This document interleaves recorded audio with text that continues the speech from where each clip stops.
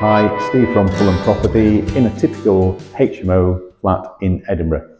And today we're looking at smoke alarms. A HMO property must have smoke alarms in the living room, the hallway and the bedrooms. And it has a different type of smoke alarm called a heat detector in the kitchen. You should also have a carbon monoxide detector as well, but today we're just looking at the smoke and heat alarms. First things first, it's got to be ceiling mounted. It cannot be on a wall, and it must be at least 30 centimetres out from the wall. If you have a big hallway, you have sometimes what they call smoke reservoirs. So here we can see we've got an archway, and there could be a fire in that side of the archway, and the smoke would gather first before it came under that archway. So you'll see we need one alarm over there, one alarm in here, and we also need one alarm around the corner because we've got another smoke reservoir there. So you need to think about how many alarms you actually need. Typically bedrooms, you just need one in the middle of the room. Now these need to be tested regularly, and the way we test them is to use any kind of pole or broom, and because they are all interlinked and hardwired, they all talk to each other. This will be noisy, but we're going to set them off just to show you how this works. And all you need to do is press the middle button, let them all go off, as they are doing.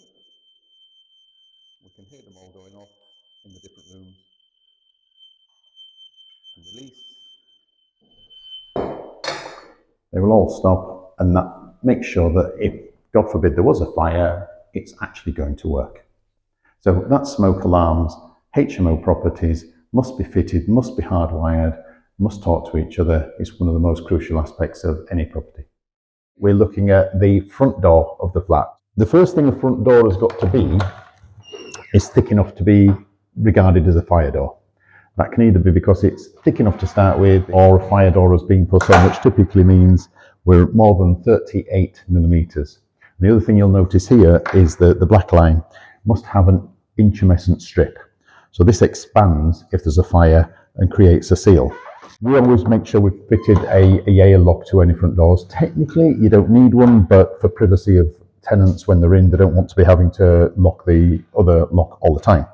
One of the main things on a front flat fire door is what they call a thumb turn lock. To try and exhibit this, if we've got a fire situation, it's middle of the night, you can't find your keys, you need to get out quickly, you can come to this door, and without any keys, you can be out of the door in seconds. And the other thing to be aware of is if you do have an old, say, mortise hole, that needs to be blocked up with intumescent putty as well. The fire officer will pick up if there is any holes all the way through the door. Talking holes through the door, letterbox, obvious place for fire to come through.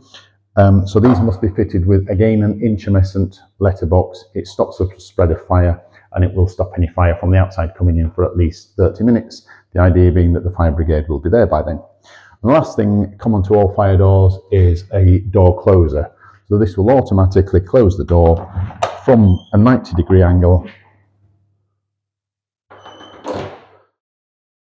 We're in a typical Edinburgh HMO flat looking at kitchens and the requirements for the HMO regulations. So the first thing we need to be aware of is the impervious worktop space. In other words, the parts of it that are full depth all the way along and not including hobs. There are very specific regulations and measurements. So for a 3-bedroom flat or a flat for 3 persons under the HMO regulations, the length of the impervious worktop space must be at least 2 metres. And it needs 0.6 of a metre thereafter for each person. So in other words, for a 4-bed, it's 2.6 metres. For a 5-bed, it's 3.2 metres.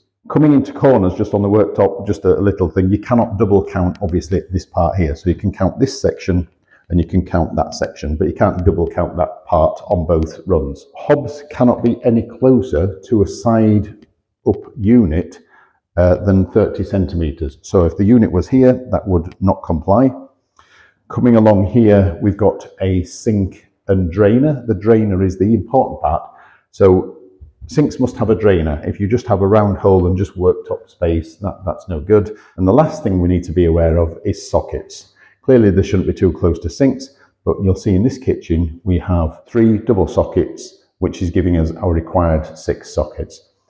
Kitchens, HMO, quite a set of regulations, must comply with them all.